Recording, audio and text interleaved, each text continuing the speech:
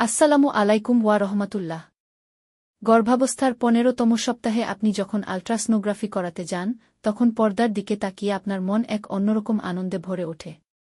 কারণ এই সময়েই আপনি প্রথমবার আপনার বাচ্চার ছোট্ট হাত পায়ের নড়াচড়া এবং তার হৃদস্পন্দন খুব স্পষ্ট দেখতে ও শুনতে পান। আজকের ভিডিওতে আমরা জানব ১৫তম সপ্তাহের আল্ট্রাসনোতে আপনার সোনামণিকে কেমন দেখাবে, তার হার্টবিট কত থাকা উচিত, এবং এই সময়ে আল্ট্রাসনো করা কেন জরুরি। ভিডিওটি শেষ পর্যন্ত দেখুন, কারণ এই সপ্তাহের আল্ট্রাসনো নিয়ে অনেক মায়েদের মনে কিছু বিশেষ প্রশ্ন থাকে। তাই প্রথমে আমরা এই সপ্তাহে আল্ট্রাসনোতে যা যা দেখা যাবে তা নিয়ে আলোচনা করব।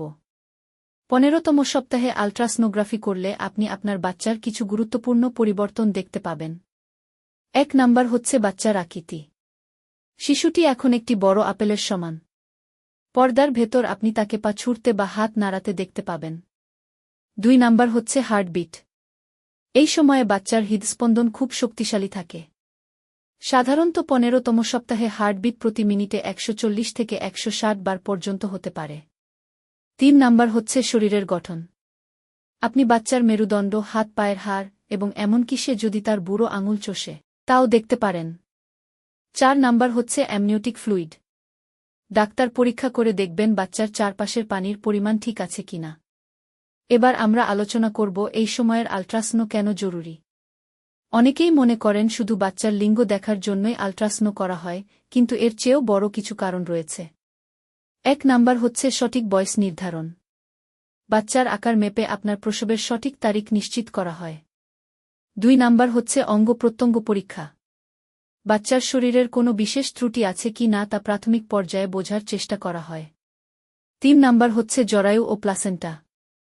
গর্ভফুল বা প্লাসেন্টার অবস্থান ঠিক আছে কি না তা দেখা হয়, যা মা ও শিশুর নিরাপত্তার জন্য খুব জরুরি। এই সপ্তাহে আপনাদের জন্য বিশেষ সতর্কতা ও পরামর্শ। ১৫তম সপ্তাহে আল্ট্রাসনোগ্রাফি করার আগে প্রচুর পানি পান করার প্রয়োজন হতে পারে, যদি ডাক্তার নির্দেশ দেন। কারণ এতে ছবি পরিষ্কার আসে।